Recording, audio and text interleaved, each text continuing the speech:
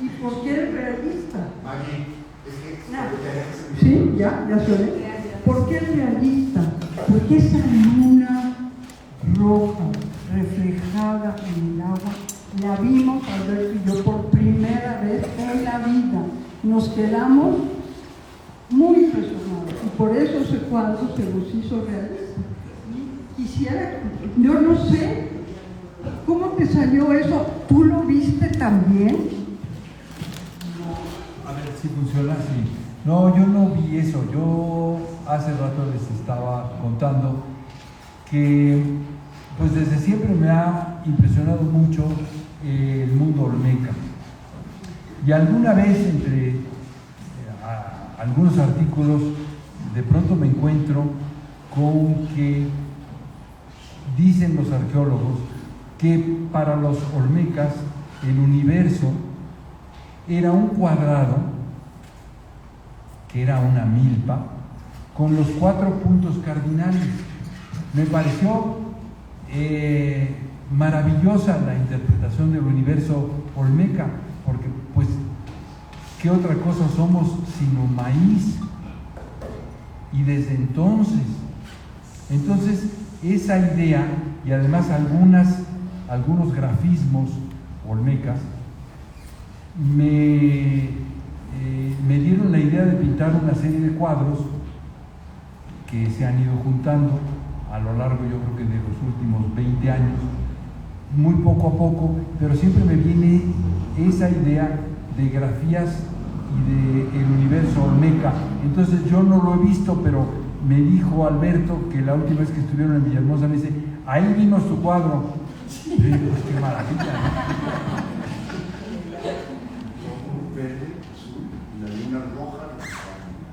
Sí, y además fue... unos amigos que nos llevó Yolanda. Sí, ahí estaba en medio de unas palmeras, la luna más que he visto en mi vida. Y luego, sin querer, porque obviamente los cuadros que publicas aquí están inspirados justo en lo que acabas de decir y mucho en lo que estaba haciendo tu tío en el museo y todas las culturas olmecas. Todo eso tenía una relación, pero jamás pensamos que esta portada era algo que habíamos visto en Herrera. Entonces, pues, gracias, Carlos, porque aparte la revista subió a niveles brutales, estéticos, gracias a esta realidad que vivimos. Eso es lo que es muy raro. Bueno, antes de empezar, quiero leer un poquito de lo que van a hablar estos chicos. Ay, perdón. A ver. Ponlo ahí.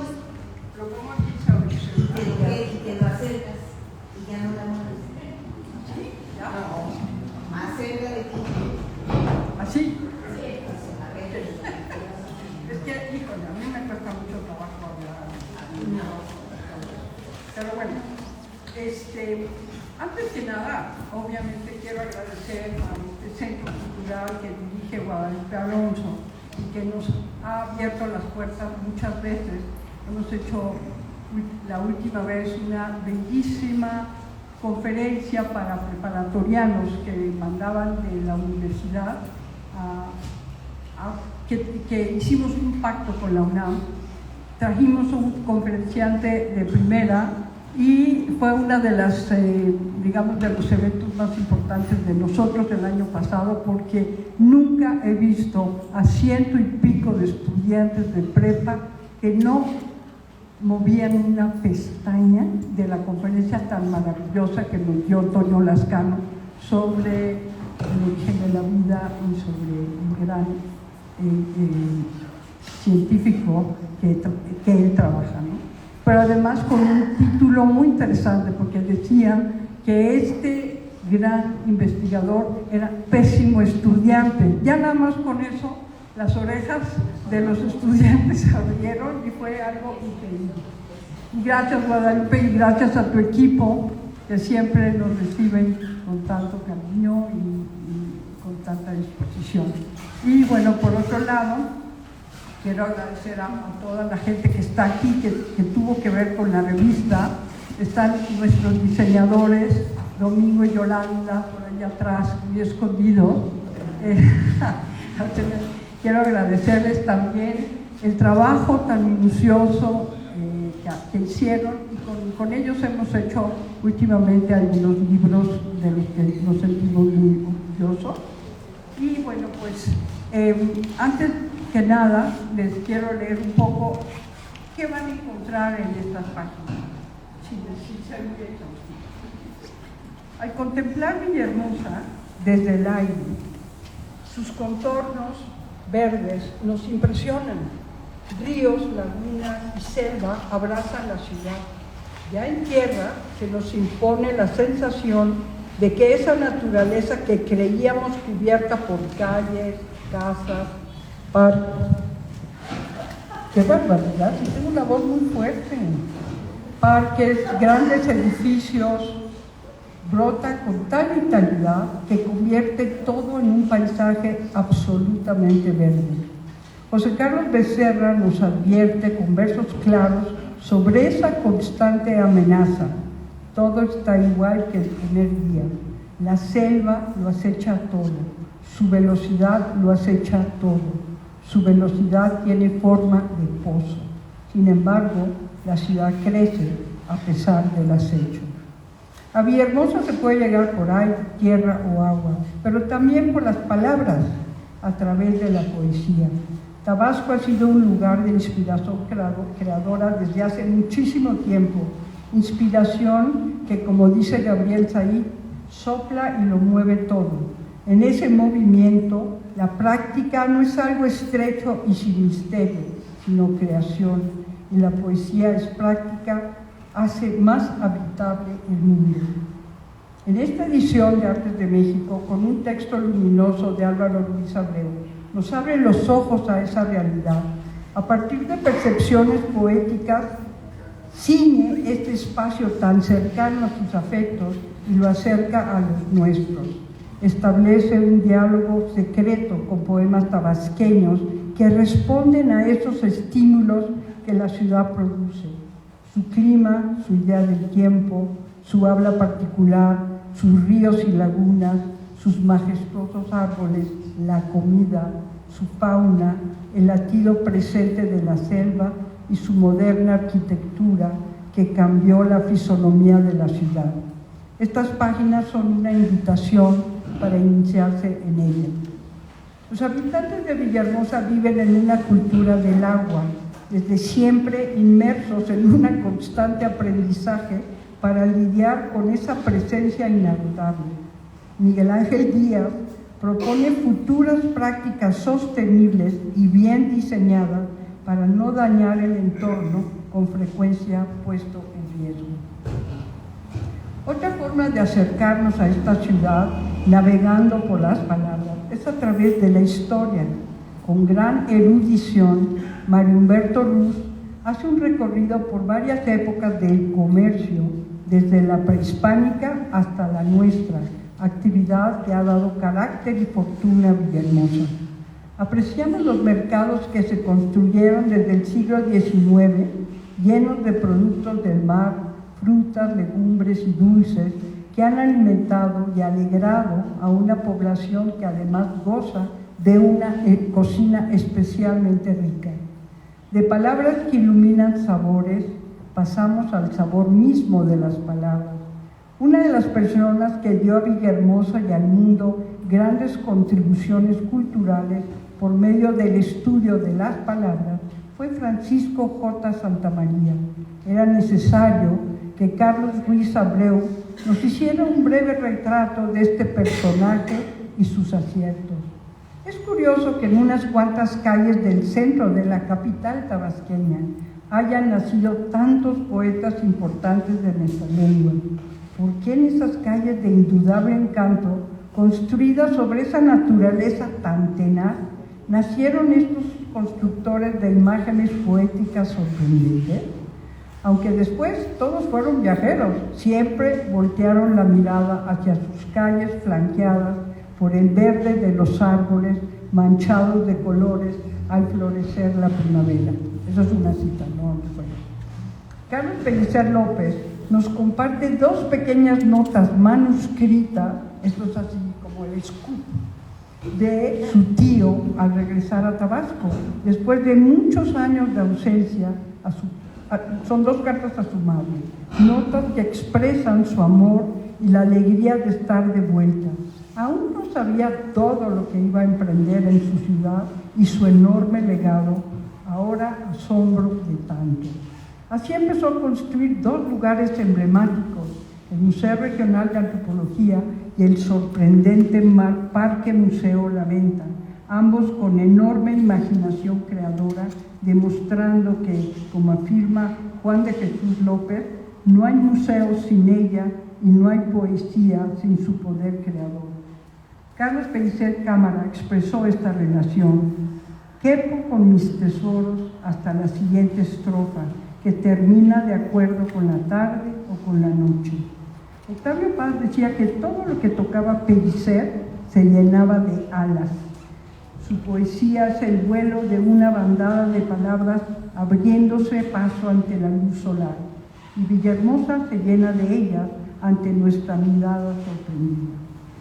Desde esta misma mirada evocativa de la capital tabasqueña, en un ensayo novedoso y sugerente que será inspiración seguro para muchos historiadores de diversas regiones del país, Mario Humberto Ruz nos narra una historia peculiar, la del Panteón Central de Villahermosa, expresión de costumbres mortuorias y religiosidad plasmadas en las tumbas y sus esculturas.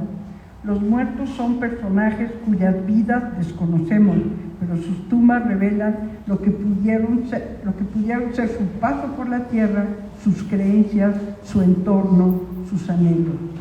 La poeta Alicia de Laval resumió nuestra intensa primera impresión: cuando digo Tabasco, todo toma un color aceitunado, porque todas las gamas de los verdes se encuentran en la selva. Descubrimos después que esa rica gama de verdes es imagen de las sorpresas y de la belleza que nos aguardan en tantos rincones de esta ciudad. Para Artes de México, Villahermosa es una invitación a navegar sus misterios, sus rasgos hondos, comenzar a explotar lo que en sus profundidades la hace única. Hemos querido extender esa invitación a nuestros lectores en el mundo, iniciados por nuestras páginas a lo más sorprendente de México y sus culturas. Bueno, pues eso es un poco la idea que está atrás de algunas de estas páginas. Y bueno, nuestros presentadores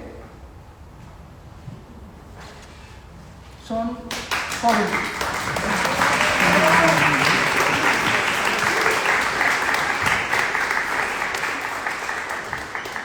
Y quisiera empezar por Itzel Mayans Hermida. Es profesora investigadora titular de Teoría Política Contemporánea en el Instituto Mora, doctora en Filosofía Política por la UNAM e integrante del SNI. Se especializa en aspectos diversos en torno a la igualdad de género, las teorías de la justicia y de la democracia deliberativa, la laicidad del Estado y la bioética feminista. Actualmente coordina los seminarios Teoría Política, Ética y del Derecho, Sociología Política de los Cuidados y Bioética Feminista en el Instituto de Investigaciones Jurídicas de la UNAM.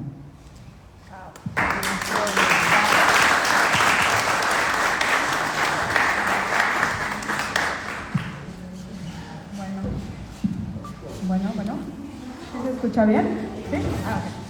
Pues muchísimas gracias por su asistencia y además pues agradezco profundamente la invitación de Margarita que invite a una filósofa de la política. Me siento honrada aquí entre artistas de hablar de este número tan espectacular sobre la ciudad de Villahermosa en la que crecí. Entonces pues me siento muy contenta, muy emocionada y bueno, pues sin más, para no ampliar demasiado, escribí un pequeño textito al que voy a dar lectura. Muchísimas gracias. Bueno, Quiero recordar primero que Margarita obtuvo el distinguido premio Juan Pablo 2023 al mérito editorial y junto con Alberto Ruiz Sánchez, coeditor, distinguido escritor y compañero de vida, recibieron juntos el homenaje editorial de la FIL de Guadalajara, también en el año 2023.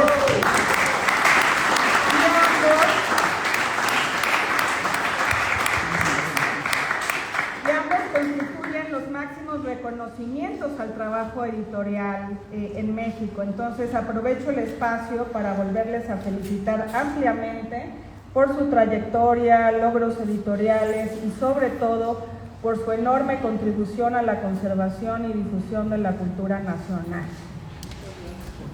No, al contrario. Y bueno, para mí es un honor hablar sobre el número de la ciudad que me remonta a mi niñez y como dice Álvaro Ruiz Abreu en su contribución titulada Villahermosa como en un sueño, sobre la hoja con la que mis dos abuelas y mamá han cocinado desde entonces, que se conoce localmente como momo y que en otros lados es el acuyo o la hoja santa, cito: olerla es recordar la palmera que nos dio en la infancia, los nortes que pasaron sobre nuestras miradas impávidas.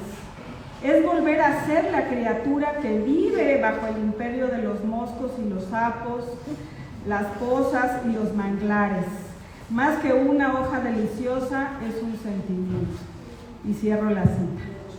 Así, mi experiencia, como la de Proust, Por el camino de Swann, de su gran novela En busca del tiempo perdido, cuando al probar la magdalena se remonta a la provincia de Combray a sus primeros años de vida, hojear este número y ver las fotografías, leer algunos de los nombres de la historia local, rememorar el sabor del tamal de chipilín y los chanchamitos, y recordar la sensación de pasear por el Parque Museo La Venta o el Parque Tomás Garrido Canaval, al tiempo de experimentar la ropa pegajosa por el sudor o la comezón al haber sido picada por los mosquitos. Este número evocó muchos recuerdos de mi infancia. Y si está en lo correcto el psicoanalista Boris Cyrulnik en relación con que la infancia es destino, mi infancia en Villahermosa me ha acompañado inexorablemente a todos lados desde entonces. La revista ha dedicado varios de sus números a profundizar sobre la cultura de distintas ciudades de la República Mexicana. Entre ellas está Zapopan, Colima, Campeche, Guadalajara, Puebla, Zacatecas, San Miguel de Allende, Metepec, Mérida, Aguascalientes, Oaxaca, San Luis Potosí, Querétaro, Taxco, así como el centro histórico de la Ciudad de México. Asimismo, también tiene importantes números dedicados a la Biblioteca Palafoxiana y analizar acervos de otras bibliotecas privadas, así como sobre museos, sus construcciones, legados y sobre todo sus enormes contribuciones a la cultura local y nacional. El número sobre Villahermosa no es la excepción y contiene textos históricos de Álvaro Ruiz Abreu, quien reconstruye sentimentalmente evocaciones sobre las primeras impresiones y asociaciones que una tiene como tabasqueña, los sabores, olores y colores de Villahermosa. Miguel Ángel Díaz, por su lado, nos habla de la relación que en Villahermosa y en general en todo Tabasco se mantiene con el agua. Es verdad que el agua es vida, pero también el agua puede amenazar la sobrevivencia colectiva. Así Villahermosa ha atravesado desde su creación múltiples inundaciones, las cuales nos recuerdan que la naturaleza finalmente es infalible. Mario Humberto Ruz nos relata que una de las más antiguas vocaciones de las villahermosinas y los villahermosinos es ser mercaderes y llegar tan lejos como al Golfo de Honduras, impulsados por el intercambio comercial. Carlos Ruiz Abreu rememora el legado de Francisco J. Santamaría, quien al compilar su Diccionario General de Americanismos fue, además de distinguido gobernador del estado, guardián de las palabras. Así Villahermosa, al tiempo de ser el lugar en que nacieron También fue cuna de filólogos, lingüistas y políticos. En ese sentido, Álvaro Ruiz Abreu evoca las grandes figuras de las letras guillermosinas. Carlos Pellicer, nacido en 1897, Andrés Iduarte, nacido en 1900, José Gorostiza, nacido en 1901, José Carlos Becerra en 1936 y Josefina Vicens en 1911. Curiosamente, los 5 primeros comparten la identidad de haber sido nómadas y vivido en la ciudad de Nueva York durante algún tiempo, ciudad cuna de artistas y escritores, lo cual revela que la personalidad del escritor o de la escritora o del intelectual local está marcada por la curiosidad, la inconformidad o la franca rebeldía, afán con el que también me identifico. Juan de Jesús López nos habla sobre el pasado prehispánico, contenidos tanto en el Museo La Venta, inaugurado el 4 de marzo de 1958 por el poeta y gran museógrafo Carlos Pellicer Cámara en Villahermosa, uno de los mejores parques museos al aire libre, en donde los visitantes encuentran las obras de la cultura olmeca en su hábitat natural, y de manera póstuma el Museo Regional de Antropología en 1980, ambas ideaciones del poeta, para quien el arte y la cultura eran los más altos valores del espíritu.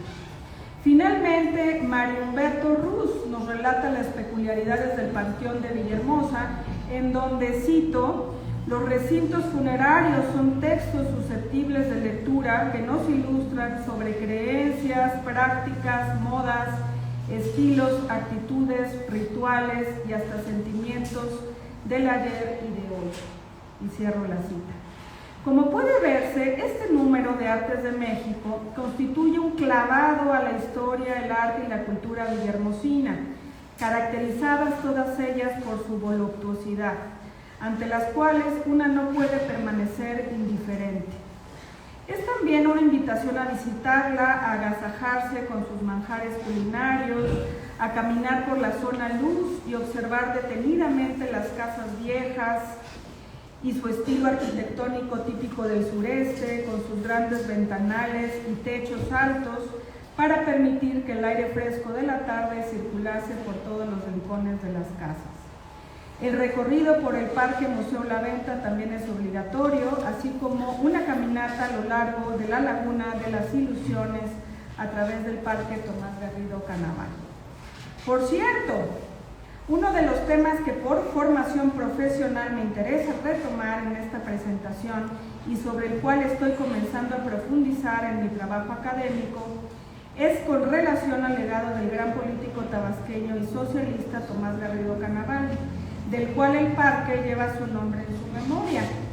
Aunque en este número no está mencionado explícitamente, considero que es uno de los personajes cuyo legado histórico es imprescindible al hablar sobre Villahermosa y más ampliamente sobre el Tabasco Rojo.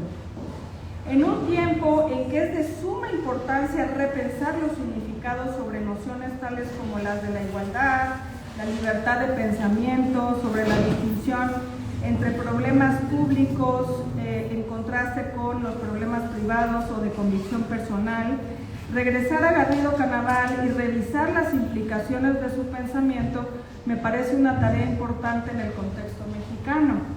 Algunas de las preguntas que guían mi interés en el pensamiento del político tabasqueño son las siguientes. ¿Por qué importa, por ejemplo, distinguir entre datos o hechos y opiniones? ¿Cuál es la relación entre el legado del Tabasco Rojo y los modelos de laicidad de los que disfrutamos actualmente? ¿Cuál es finalmente la contribución de dicho periodo de la historia de Tabasco a nuestra concepción actual de la democracia? Mi apreciación es que la educación socialista impulsada durante el periodo de su gobernatura fue importante a pesar de los excesos del racionalismo, para distinguir precisamente entre hechos y creencias de fe. El racionalismo con antecedentes en Augusto Comte y en la Ilustración buscaban que las y los estudiantes comprendiesen el tipo de cosas, la naturaleza, por ejemplo, sobre las cuales se puede generar un conocimiento confiable, aplicando para ello un método apropiado.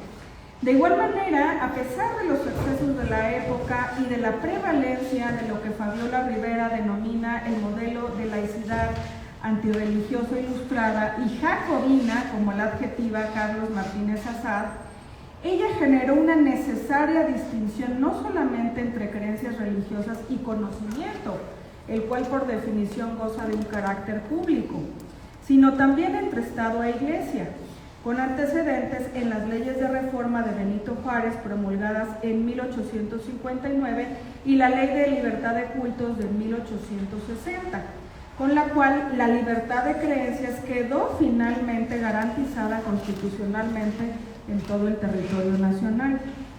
A partir de la separación Estado e Iglesia, el protagonismo del sureste fue de mucha trascendencia, con la presencia destacada de Veracruz con Adalberto Tejeda, Yucatán con Felipe Carrillo Puerto y Tabasco con Tomás Garrido Canaval. Por cierto, cabe mencionar que décadas atrás la ciudad, que entonces se llamaba San Juan Bautista, fue un baluarte de la defensa de la República cuando el coronel Gregorio Méndez Magaña encabezó la lucha contra el imperio de Maximiliano y la intervención francesa. Ahora bien, con relación a la respuesta a la última pregunta planteada más arriba, es decir, ¿cuál es finalmente la contribución de dicho periodo de la historia de Tabasco a nuestra concepción actual de la democracia?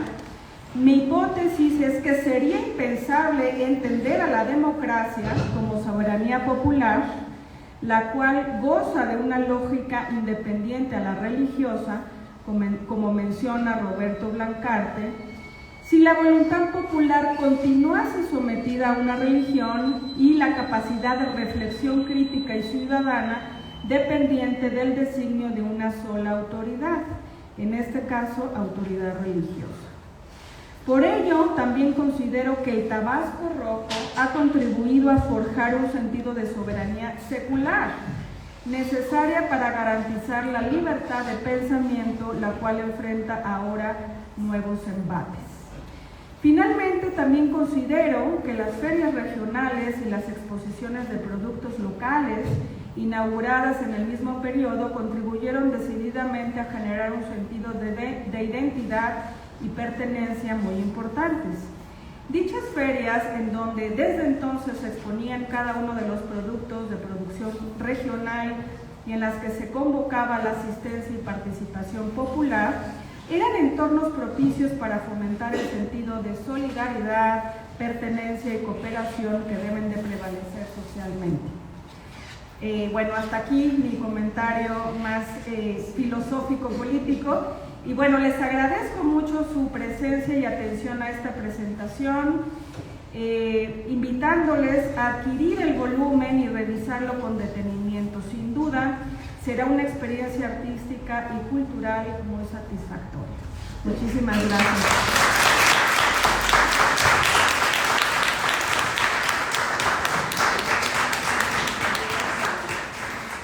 Muchísimas gracias. Todos los comentarios nos ayudarán para seguir adelante en otros ejemplares y bueno, pues me gustaría incluso que nos permitieras publicar eso más adelante. Bueno, pues Yolanda, qué gusto que llegaste. Gracias, Margarita, aquí estamos.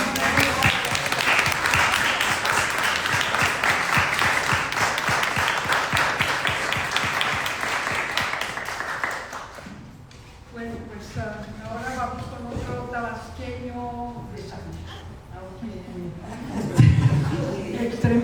es un tabasqueño extremeño, o sea, es una mezcla en todo de sus dos padres que están aquí y que son gente muy especial.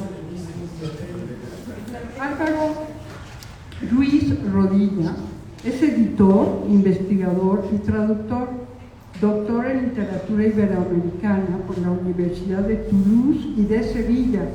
Fue editor de la sección cultural de la revista Nexos de 2016 a 2023. Ha publicado traducciones al español de Amadou Hampâté-Bas, Proust, Flaubert y Montaigne, entre otros, y del francés al español de los poetas Coral Bracho y Eduardo Chirino. Esa cosa. Actualmente trabaja en el Instituto de Investigaciones Bibliográficas de la UNAM y es profesor de la Facultad de Filosofía.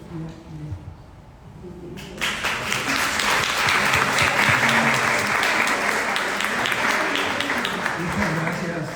Pues bueno, para mí como para Itzel también es un gran gusto estar aquí con tantas caras conocidas y familiares, y les agradezco muchísimo de corazón que me hayan invitado a presentar a Alberto y Margarita.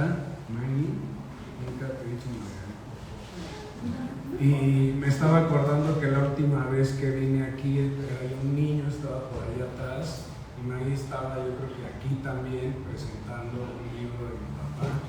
Entonces creo que nunca se imaginó ella ni yo que ahora íbamos a estar los dos. El tema de esa vez fue la literatura de la cristiana. Y entonces tuve, aparte de leer el libro de Álvaro, leer mucha literatura cristera, y a veces me sorprendía muy agradablemente. La verdad, casi, no me volví cristera, pero realmente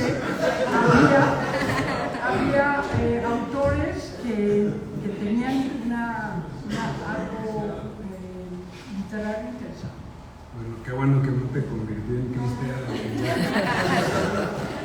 Bueno, voy a empezar también muy en el sentido de Itzel, algunas cosas se van a repetir y también lo leo.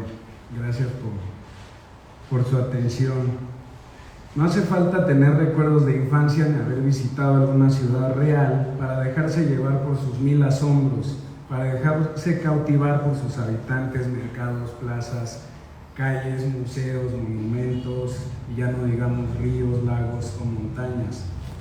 Las ciudades antiguas y modernas, ficticias o verdaderas, han llenado las fuentes de la imaginación de viajeros, escritores, científicos, antropólogos, editores, etc. Así que celebro para empezar que la revista Artes de México renueve sus lazos con ese imaginario latente, siempre a punto de volver a brillar desde aquellos números como los que ya citó Itzel, dedicados a Colima, Oaxaca, Campeche, Guadalajara, Zapopan, etc. Si la ciudad ha sido la protagonista principal, esa especie de ser vivo, trágico y fascinante, tentacular y conmovedor de tantas novelas en México, pues podemos pensar en la región más transparente, donde la ciudad es la verdadera protagonista, o en las batallas en el desierto, donde es la colonia Roma, que nunca más volverá a ver Carlitos, la otra protagonista. Es más que gratificante encontrarse ciudades y barrios mexicanos a través del ojo de las revistas de artes. Un ojo que ilustra en los dos sentidos del verbo, como alguna vez notó Salvador Novo cuando dijo que había llegado la época, por ahí de los 30, del ilustrador intelectual, refiriéndose tanto a la nueva maestría del dibujo y del diseño que había en los libros y las revistas, y también al sentido de instrucción. La prueba mayor para mí de estos dos sentidos fue alguna vez que tuve que investigar sobre el estado de Jalisco, sobre sus ciudades, puertos, pueblos, playas, etc.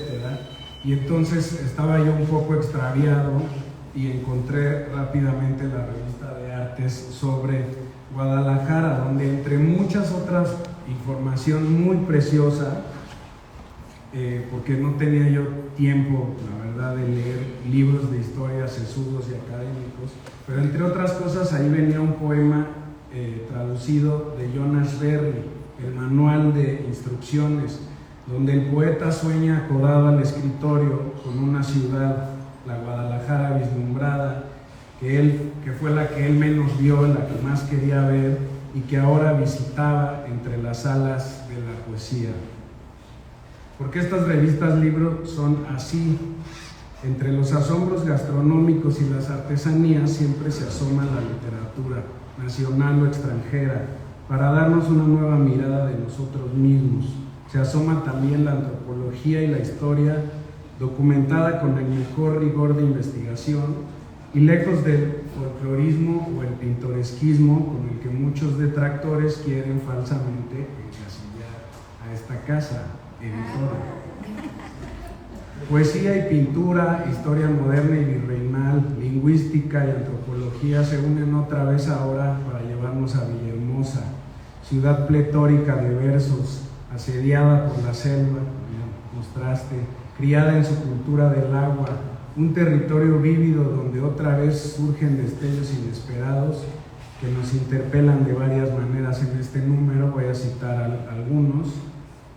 De entrada, como en tantos aciertos, la forma de ilustrar, porque ya mostraste, la portada, el cuadro de Carlos Pellicer López, aquí presente, que dialoga con la poesía de Pellicer y con el sueño que tuvo de fundar, de crear el Museo La Venta. Dice el pintor que ese cuadro en parte está relacionado con estos versos, con versos milenarios encuadernados en misterio, la encuadernación del museo, ¿no? Una cosa increíble. Ese sueño, esa encuadernación recuerda también a una metáfora de los siglos XVII y XVIII que hace no mucho desentrañó Roger Chartier, la de que la vida humana es una serie de ediciones y Dios es su autor y su editor, quien tras la muerte nos traduce a una lengua distinta. La muerte es una lengua nueva a la que nos traduce Dios, ¿no? Por lo tanto nos encuaderna en otro misterio, ¿no? Si las ediciones de artes fueran una sola vida encuadernada, creo que Dios podría ya traducir tantas imágenes arraigadas, tanta creación artística y literaria, tantas costumbres y culturas, hábitos y anhelos y tantas espesuras de memoria y olvido. Pues bien, si Dios hiciera eso, acabaría seguramente con varios doctorados en mexicanidad. Lo curioso es que esa mexicanidad, como vemos otra vez en este número, no es una, ni puede serlo. Es más bien 1 millón de imágenes, por decir un número, 1 millón de llamados a la percepción. La poesía y la pintura, están unidas por todo el número, no solo en el gran despliegue de fotografías o cuadros históricos, sino porque los poemas, como pequeñas viñetas o los fragmentos de poemas, van desfilando y se van incrustando a sana distancia de la caja tipográfica central y de alguna manera la desplazan un poquito, ilustran los textos y les dan de nuevo otra espesura a esta que fue ciudad de poetas, acaso antes de que en el estado de Chiapas se llevaran por completo los laureles de estado de poetas, ¿no? Gorostiza, Pellicer, Becerra, y todas esas imágenes, ayer eran la pintura y el grabado, ahora también aparece la fotografía, no pueden separarse de la poesía. Son asombrosas las tomas aéreas de la Villahermosa de hoy, como apunta Maggie en su texto. Una ciudad aún asediada por la selva y el agua, donde ese paisaje indomable de garrobos, caimanes, guacamayas y flores exuberantes como la blanca mariposa aún resisten los embates de esa máquina aplanadora llamada progreso. La ciudad puerto del Grijalva, rodeada de lagunas, ciénagas e infinitos afluentes que fueron su sistema nervioso y acaso hoy son su respiración, recobra en esa fotografía aérea su antigua vestimenta de agua. Aquí es la que está en la página 7. Es una fotografía muy impresionante, ¿no? Hay otro mapa que dialoga con esta fotografía. Este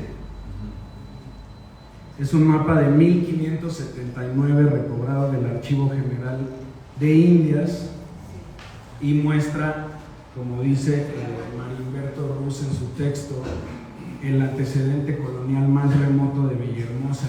Aparecen estas tierras como una verdadera isla surcada por 1000 riberas y caudalosos ríos. Pues bien, ni el mapa ni la fotografía aérea pueden dejar de evocar unos versos que pintan otro trópico hermanado por la gracia de Pellicer, en el que muchos consideran el primer poema de la vanguardia en México y el que yo sé que mucha gente se sabe de memoria allá en Tabasco. Es Estudio, un poema de 1920. Jugaré con las casas de Curazao, pondré el mar a la izquierda y haré más puentes movedizos.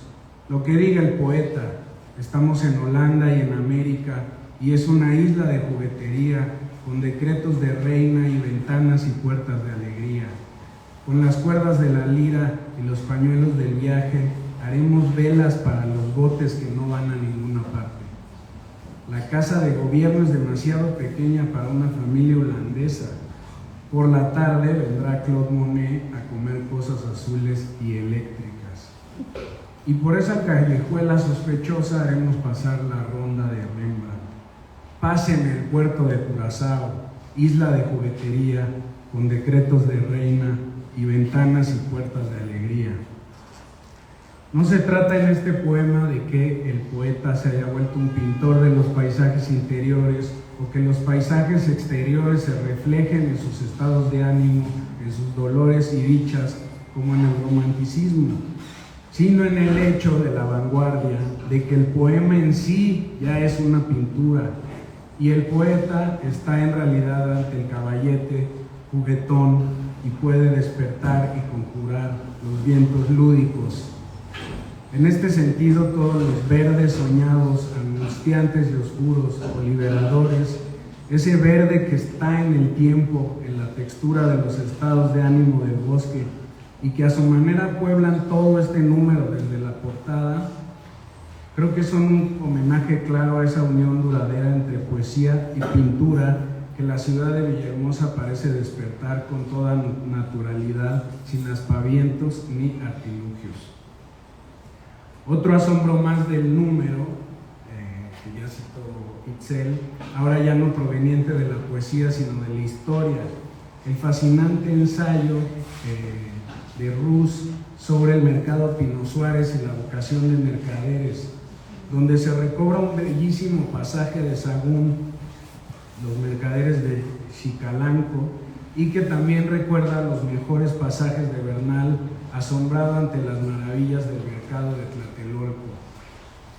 Pero no aún ese mercado, el de Tabasco, no está aún en el espacio fijo en la piedra de la urbe mexica, sino sigue las rutas y navegaciones por la península yucateca en busca de sal marina, pescado salado, tejidos de algodón, artículos de Ixtle o Enegén, pintorias como el Choo y el Ec, miel y cera, dice el texto. O bien lo que se encontraba ya de arte palpable en la región de Tabasco, Agualulco, dice el autor, primorosos objetos obtenidos de concha de tortuga, caracoles y plumas de pájaros locales, pieles labradas de félidos y venados, maderas finas de cedro y palo de Brasil, etc., y entre otras cosas, el cacao. Esto que cité es simplemente la primera probadita visual, olfativa y gustativa de lo que es en realidad el ensayo, nada menos que la historia de cómo se funda un mercado, quiénes vendían y quiénes transportaban, qué se trocaba y comerciaba ahí, cómo se fue asentando todo. Otra beta magnífica para seguir en la historia y poética de las ciudades que aquí nos propone Artes de México. ¿Se imaginan poder leer una historia de los mercados como esta, así de fluida y bien documentada, pero de cualquier otra ciudad del mundo, de México o del trópico? Algo que seguramente podría distraer y entretener durante 1000 días a un Kublai Khan tropical o a uno muy urbano. Por último, no voy a reseñar cada texto, porque sus virtudes y enseñanzas son muchas, desde la vida de Santa María, autor del Diccionario de Americanismos, hasta simplemente el enorme universo de palabras que son poemas en sí mismas, como soñó Borges, que titilan por todas las páginas al unísono, así se trate de árboles, frutas, aves o exquisiteces culinarias. Garrobo, uspí, jujo, chico zapote, guaya, caimito, pozol, ceiba o flamboyán. Quiero terminar más bien destacando que este número sobre la antigua ciudad a la orilla del río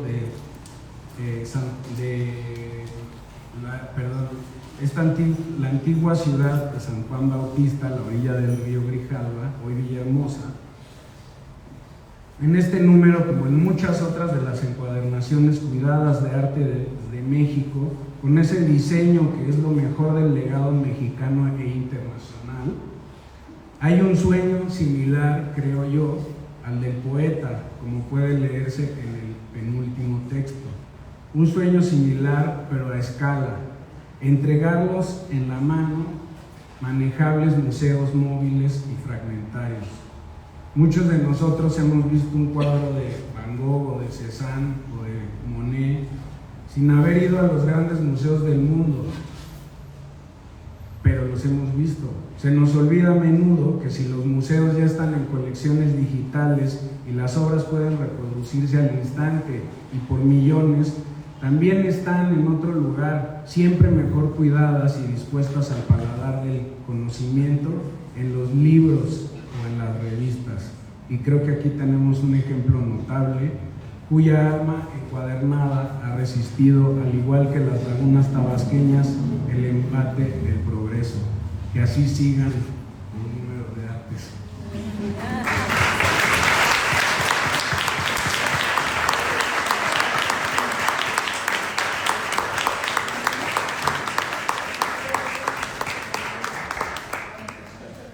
Muchísimas gracias. Bueno, aquí estos tabasqueños jóvenes realmente nos han dado una lección de una percepción muy especial y muy delicada que no nos esperábamos para nada. Les agradezco mucho. Y ahora pasamos a un plato muy sustancioso que es Carlos Pellicer López, que es como lo fue su tío, el alma, no solo de este número, sino un poco el alma de Tabasco en general. Y en veras que estamos muy agradecidos, Carlos, porque tus cuadros y lo que nos has mandado enriquecieron muchísimo este libro. No sé si presentar, pero no. Yo creo que Sí lo presento. Jefe dice que sí lo presento. Bueno, es que es algo tan familiar que conocemos también, que se me hace como repetitivo, pero a lo mejor ustedes que no lo conocen, se lo digo. Bueno, Carlos Pellicer López es artista plástico con numerosas exposiciones individuales dentro del país y en Estados Unidos, Colombia y España. Ha publicado libros para niños, escritos e ilustrados por él. Se dedica a organizar el archivo y colecciones del poeta Carlos Pellicer, su tío, para entregarlos a diversas instituciones como la Biblioteca Nacional, la Fonoteca Nacional, el Museo de Villahermosa, la Biblioteca del Colegio de México y el Instituto de Bellas Artes. Considera que la pintura es su mejor camino para expresarse.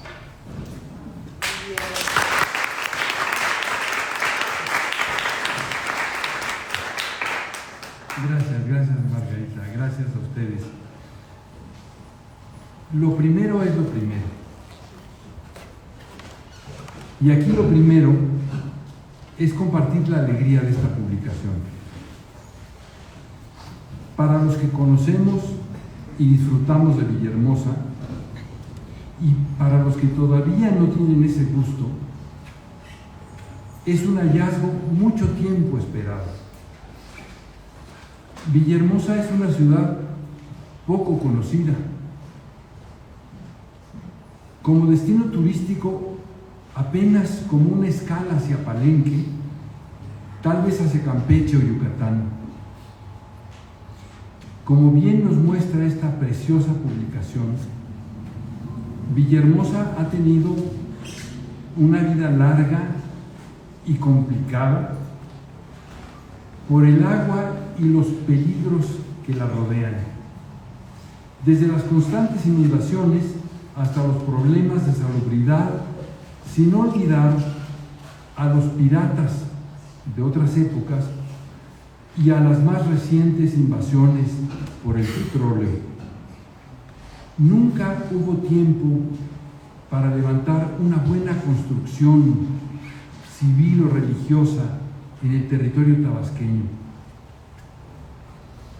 Tal vez la única excepción es el convento de Oxolotán, ya arriba en la sierra,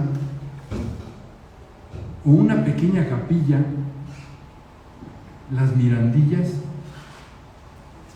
creo que es por el rumbo de Cárdenas, junto acá. Así las cosas, Villahermosa ha vivido siempre con el agua, a veces hasta la cintura, si no hasta el cuello. En estas páginas nos cuentan con espléndidos textos y fotografías buena parte de su historia. Naturalmente se privilegia la referencia a los escritores nacidos en la ciudad, un grupo de escritores y poetas imprescindibles en la literatura mexicana. De esto nos hablan Álvaro y Carlos Ruiz Abreu. Las joyas que conserva Villahermosa no son tan fáciles de descubrir. No es fácil tener la suerte de contar con amigos que nos abren sus casas y sus corazones. Entonces podemos conocer y disfrutar lo que es una conversación tabasqueña, tesoro que comparten sus habitantes. Pasar una tarde frente al río o la laguna, conversando, es un lujo inolvidable, tanto como comer una mojarra frita o unos tamales, de las mil formas que allá se preparan, pero no vengo a provocar el apetito por esas delicias. Quiero centrarme en el sitio que hace de Villahermosa un lugar para visitar. El Parque Museo de la Venta. Construido en 1958 por las urgentes razones de proteger las piezas que se encontraban en la zona arqueológica, para esos tiempos ya declarada zona petrolera y abierta a la perforación de pozos. La situación de las esculturas era riesgosa y había que retirarlas de ahí. El poeta Pellicer, que conocía bien esos lugares, buscó la ayuda del Instituto Nacional de Antropología e Historia y naturalmente de Temex, y gracias a ellos pudo transportar las piezas a un terreno cedido por el gobierno del estado en las entonces afueras de la ciudad. Con una idea genial, las dispersó entre la vegetación a orilla de la Laguna de las Ilusiones para mostrarlas al visitante como si en su caminar las fuera descubriendo paso a paso, siguiendo las huellas del pie del poeta, copiadas en pequeños ladrillos a lo largo de los senderos del recorrido.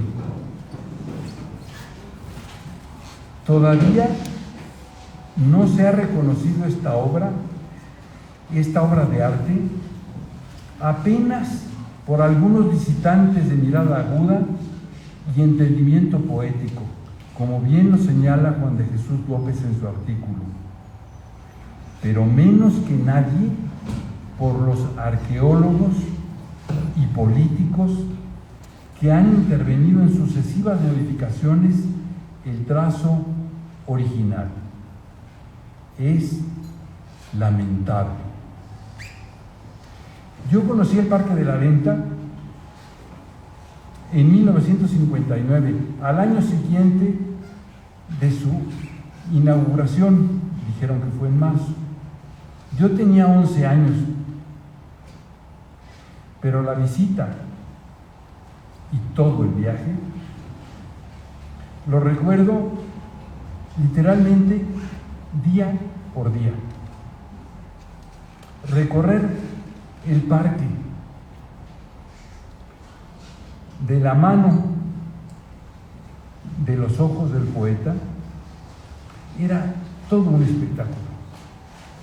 Él sabía como nadie mostrar las piezas arqueológicas de una manera escenográfica, privilegiando la sorpresa al mostrar las obras en su mejor ángulo de belleza estética. Nada mejor para describir el proyecto de este museo singular que la carta que Pellicer le dirige a su admirado y querido Alfonso Reyes, y que ahora les voy a leer porque es otro poema. Al poeta y maestro Alfonso Reyes en la Ciudad de México, la carta está fechada el 19 de septiembre de 1957. Quiero anotar que la primera frase larga de mi tío, que para muchas gentes fue un misterio, se refiere al cardiólogo que acababa de operar a don Alfonso, no a otra cosa. Dice: me alegré muchísimo al saber que las cuchilladas que te dio el tal Pesqueira, pues claro, ese era el cardiólogo, en complicidad con el as de corazones. ¿Quién era el as de corazones? El papá de Celia, claro. Fueron favorables a pueblos y naciones. Alfonso, por si no lo sabes, te lo diré. Yo te quiero mucho y te admiro hasta donde puedo. Es decir, ya no puedo más. Cuando yo regrese a la capital, iré a verte y te platicaré de la cosa en que ando metido. Aquí ando moviendo y remodelando y trasladando milenios hasta de 38 toneladas. Oyeras cómo crujen, y cuando se acomodan sobre la plataforma del MAC, esos camiones muy potentes que usaba Pemex, el que sigue crujiendo soy yo. Imagínate, figúrate que cuando moví la gran piedra triunfal, esa de 38 toneladas, pasé la noche sentado pensando que la formidable escultura venía por la carretera a razón de 20 kilómetros por hora y desde una lejanía de más de 150 kilómetros. Ya he trasladado 15 monumentos. Me faltan aún 5 esculturas. Mudé de ellas de cerca de 30 toneladas, ociosidades del volumen, más un sepulcro megalítico y un gran sarcófago atascado de siglos. He tenido que ponerme a régimen para envejecer lo suficiente y estar a tono con estas piedras maravillosas que, por ser casi desconocidas, cuando yo dé por terminada la mise en public, asombrarán a los mundos.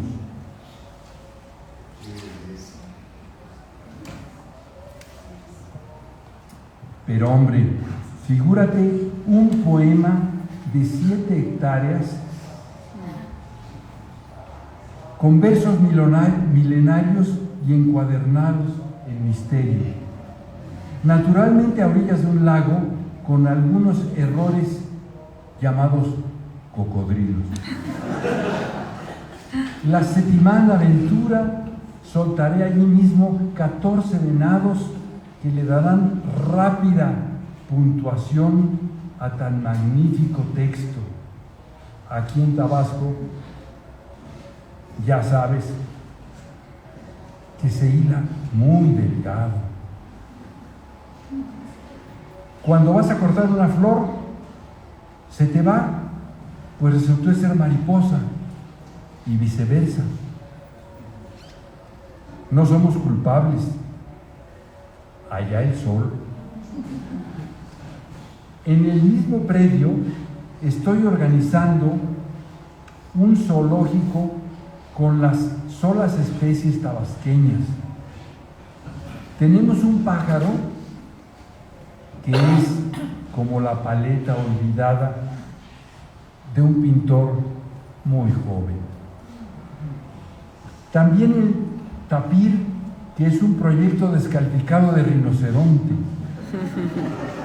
Con muy poco esfuerzo completaré la botánica y de esa manera los 3 reinos estarán en mí, y te digo en mí porque ya todo esa negocia es parte de mi cuerpo. Todo este manoseo de siglos a la luz del día me ha confirmado que hay que pasar la vida jugando. Claro, jugando y conjugando, y nada de participios o a darle la espalda, que es gerundio. Pobres de los que se empeñan en jugar en serio porque están con X jodidos. Porque mira, Alfonso, cuando yo hace 5 años pensé en la chingamuza esta, me dije, a ver qué sale. Y claro, lo que ha salido es una cosa tremenda, pero deliciosa. Y es la obra de mi vida. Estoy haciendo un poema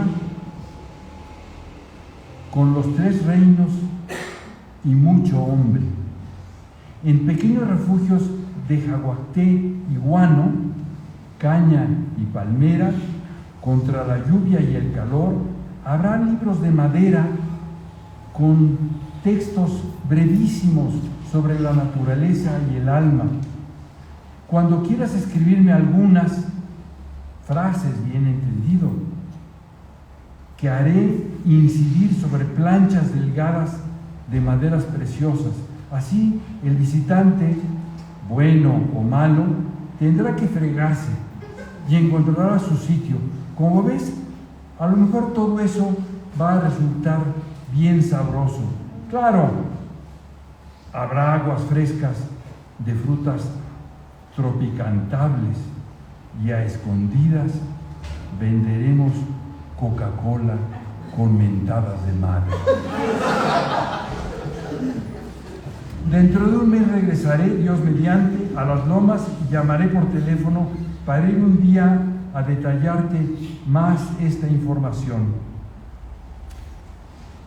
Aunque te duermas y el Parque Museo Poema de la Venta en esta fea Villahermosa, no lo podré terminar sino hasta junio venidero, pero ya está muy adelantado. Saludos para Manuela y Alfonsito y Mate, también para tus preclaros agresores. La sabiduría siempre hiere. Juega con esta carta y un fósforo encendido. Verás qué color. Tu pobrecito Carlos Pellicer.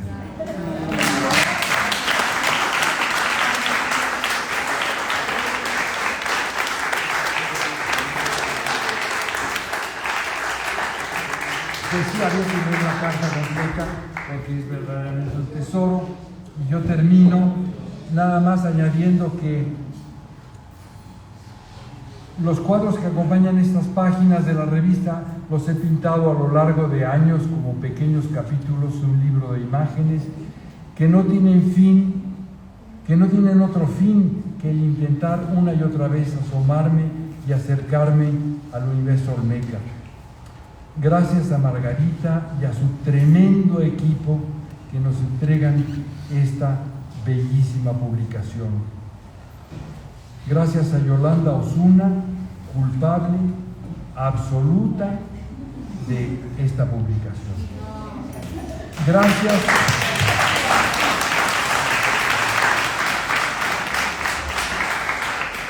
Gracias a mis compañeros en esta mesa con los que comparto el cariño heredado de sus padres. Gracias a Guadalupe Alonso, su casa y su equipo por abrirnos las puertas. Y gracias a ustedes por su presencia.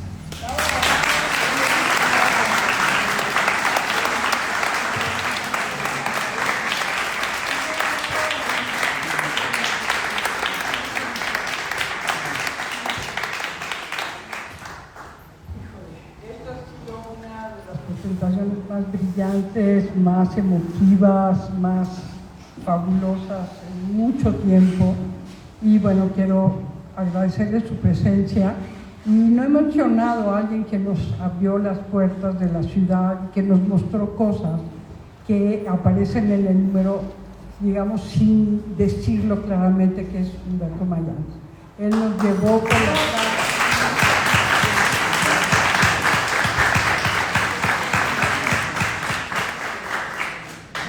nos mostró su ciudad paso a paso una tarde y quedamos deslumbrados, y lo más lindo es que nos transmite mucho su amor por Villahermosa, y eso, aunque no se vea tan claramente, sí se ven en las páginas, porque este entusiasmo que nos transmitió, pues de alguna manera está ahí. Entonces, pues gracias, Humberto, por toda la ayuda y toda la generosidad que nos has compartido. Gracias a ustedes por este número. Gracias a Dios y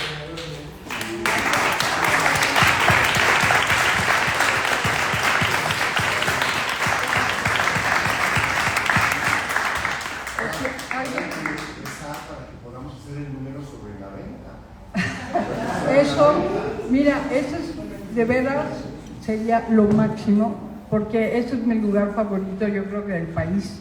Yo cada vez que voy a Villahermosa, si no paso por ahí, a pesar de que con Álvaro Ruiz Abreu luchamos por una fotografía durante tiempo, fotógrafo tras fotógrafo, la logramos, y no nos dejaba ver todo el parque porque teníamos que tomar esa fotografía que está ahí, pero de veras es una gloria, es algo que representa a México fuera de México como ningún otro parque que yo conozca, y es una delicia atravesar. Bueno, sí, le damos la palabra a quienes... ¿puedo decir algo? Sí, Humberto. A propósito de la venta. A ver, muy rápido.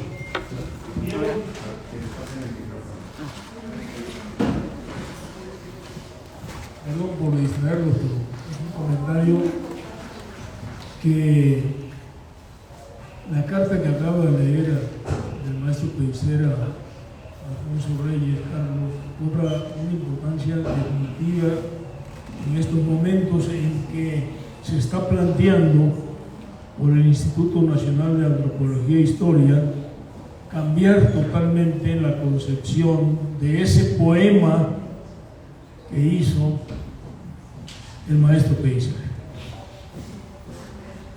Como Carlos, me tocó muchas veces recorrerlo con él, y efectivamente era otro parque de la venta. Era recorrer el parque desde el punto de vista arqueológico, las piezas, la cultura olmeca, el paisaje, el agua. Ahí, en alguna ocasión le decía a Carlos, aprendí a mirar, porque el maestro decía, hay que aprender a mirar las cosas para poder apreciarlas. Y era otro parque, otra historia, y le tomamos un gran cariño a ese parque, a esa obra, a ese poema del maestro Pellicer. Pero con razón o sin razón, quiero ponerlo en esos términos. En la época del ingeniero Rovirosa, colaboré, aquí está María Eugenia López Brun y su hija Margarita, de invitada con él, una época en su gobierno, llegaron 3 gentes: Beatriz de la Fuente, Alberto Ruz, nada menos, el descubridor de la tumba de Palenque, y llegó también Augusto Molina Font, y nieto de don Olegario Molina, yucateco, arquitecto, arqueólogo, cuya esposa era Marta Fonserrada, una de las expertas más prominentes en México de la cultura olmeca, y él era entonces director de monumentos coloniales, y llegaron los 3 a hablar con el gobernador para plantearle la necesidad de hacer un museo en el parque, y todas las piezas originales, como están todavía el de hoy, resguardarla en interiores.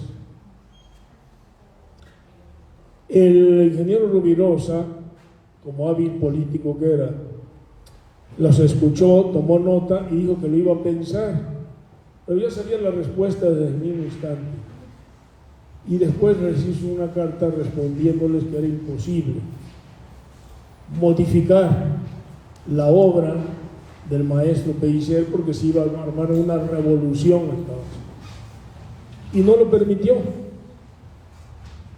porque él decía que la identidad del parque era parte ya de la cultura y de la idiosincrasia de los tabasqueños. Como se dijo ahorita, como dijiste tú, Margarita, ese parque pues es una maravilla internacionalmente, ¿no? Hay excursiones de alemanes, de ingleses, de europeos, de rusos, incluso de muchas partes, que van exclusivamente una noche a Tabasco, un día, 24 horas, para ver y recorrer el Parque Museo de la Venta, no solamente por lo que significa la cultura olmeca, sino también por lo que significa ese poema que hizo Pellicer, esa convivencia con el agua, con las 3, decía el maestro en su carta, los 3 reinos, el vegetal, el animal y el humano, ¿no?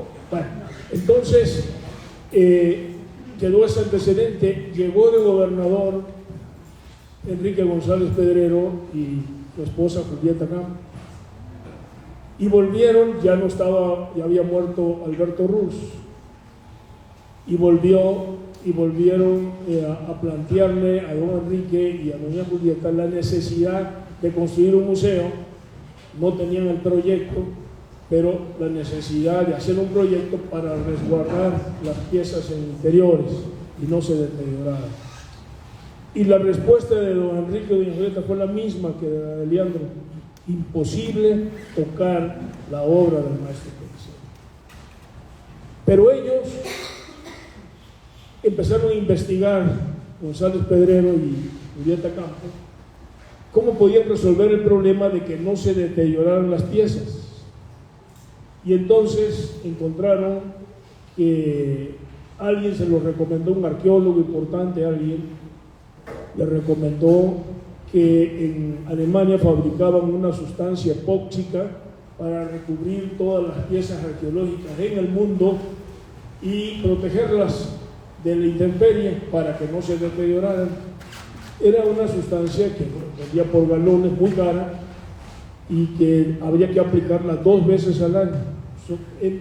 En otros países menos húmedos una vez en Tabasco, recomendaron 2 veces. Y llegaron expertos de Alemania, vieron las piezas y dijeron sí procede, sí, no fue nada más corazonada o rumor, sino que llegaron los expertos, analizaron, vieron, hicieron un dictamen y se aplicaba la sustancia cada 2 años. No sé en este momento si se está aplicando o no, ya no lo sé desde hace unos 2 sexenios, pero se aplicó por muchos años esa sustancia que protegía las piezas. No era necesario resguardarla en el interior.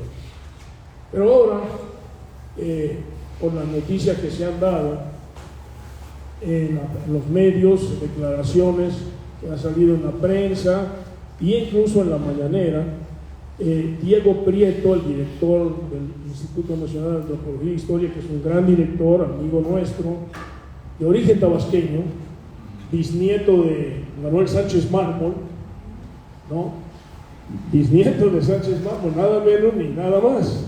Bueno, Diego Prieto, que por esa razón pues tiene mucho interés en Tabasco también de hacer cosas, pues ha planteado de nuevo al gobernador, según la prensa. En esta ocasión yo no estuve, las 2 ocasiones anteriores sí estuve, fui testigo directo, por eso lo platico. Planteó la posibilidad de hacer un museo para resguardar las piezas, lo mismo. Creo que están muy bien intencionados, y estamos hablando de Alberto Ruz, de Beatriz de la Fuente, de Augusto Molina, de Diego Prieto, o sea, gente que conoce, sabe y demás.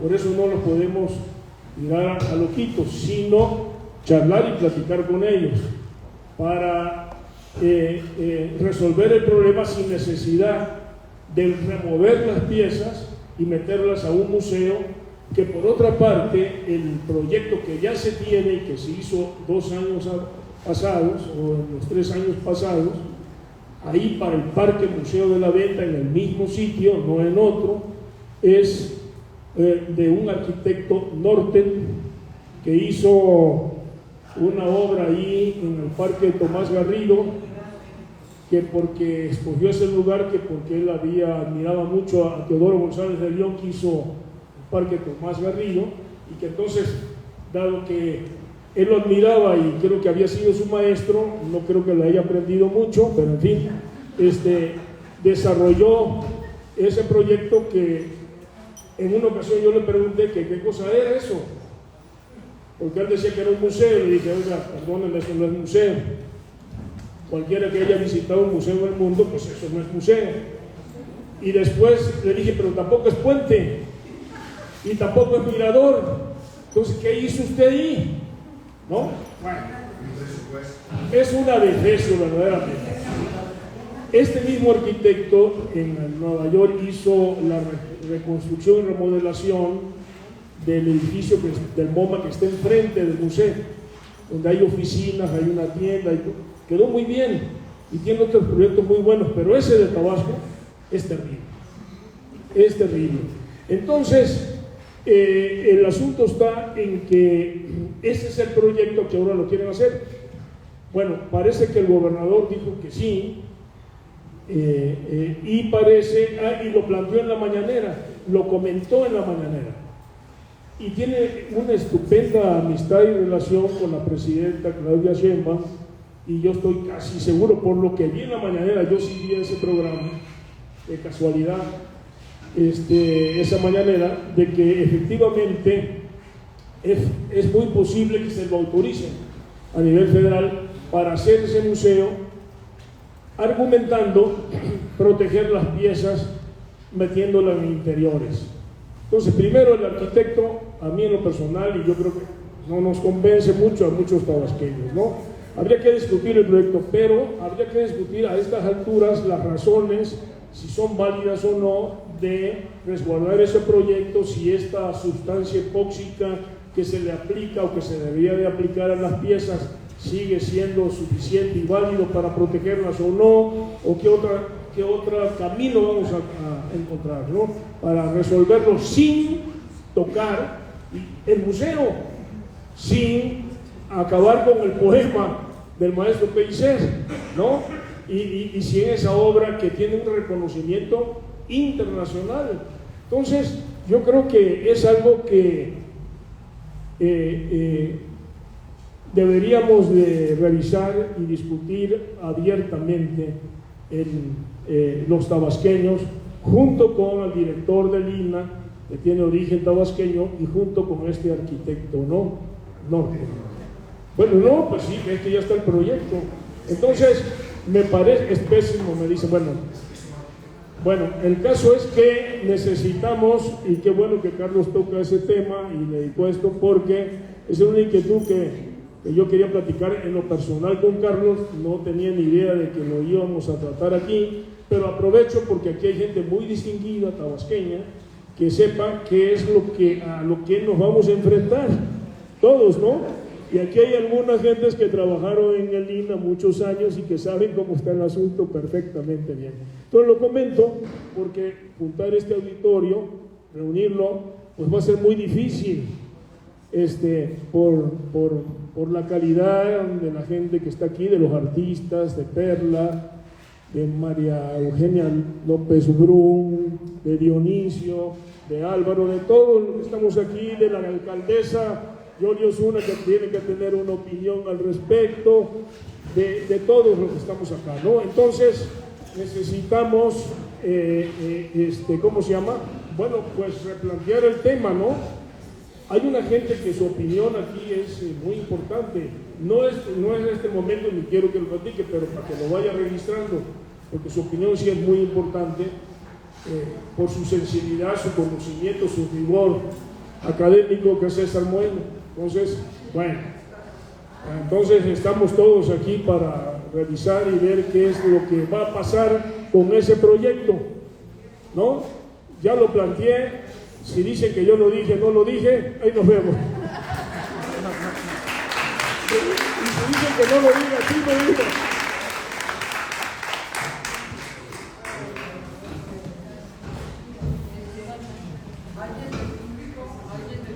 Sí, precisamente yo iba a hacer el mismo comentario. ¿Qué opinaban? Gracias. Con su permiso, alcaldesa. Precisamente iba a hacer ese comentario que el licenciado hizo. ¿Qué pensaban acerca de eso? Porque es muy importante la identidad del tabasqueño. Eso forma parte de una identidad. Yo fui la que le pregunté en la mañanera al señor Diego Prieto. Yo le dije, ¿qué piensa de lo de...? Así, no, está muy bien. A mí me quedó esa misma duda porque se ha respetado por años el proyecto original de nuestro querido Carlos Pellicer. Así como comentó que años después las ferias forman parte de una identidad de Tabasco, considero que el Museo de la Venta es parte de la identidad tabasqueña. Y si me permite la licenciada Yolanda, creo que podría ser bajo una consulta ciudadana que se pudiera hacer. Es una opinión personal.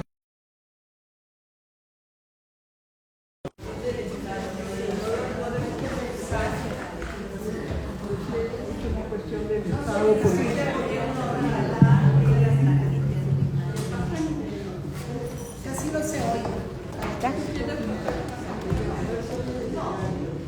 Pues sí,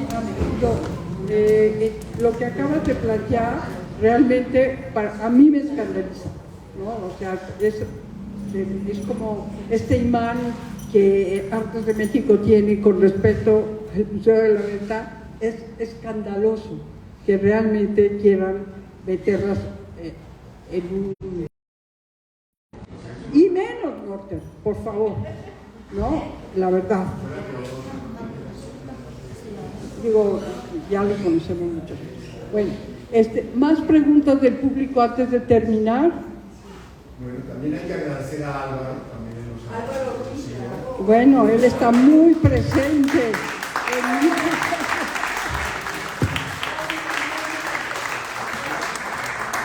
Sí.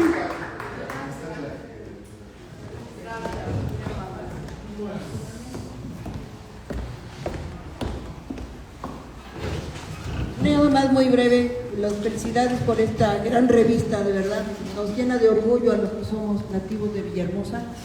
Yo estoy en México y en Villahermosa, pero es mi casa, la casa, siempre decía alguien que el lugar de donde uno es donde están sus muertos, y ahí están mis abuelos, que son mi origen, Gracias por rescatar Artes de México, esta parte de México que es nuestra Villahermosa. Y yo quiero felicitar que en esta presentación hayan tomado en cuenta a las nuevas generaciones, a Itzel, a Álvaro, para ver una visión diferente de la que ha sido siempre la que tenemos nosotros, más grandes. Y finalmente quisiera yo decir que hoy es un gran día luminoso para Villahermosa. Hoy es el cumpleaños 128 de don Carlos Pellicer. Hoy es un día que su poesía sigue iluminando el horizonte de las letras hispanas. Así que yo creo que fue un excelente día el que eligieron para que se presentara la revista de Villahermosa. Felicito desde luego a la licenciada Yolanda Osuna, Artes de México, y desde luego a mi querida UNAM por haber acogido este evento. Felicidades a todos.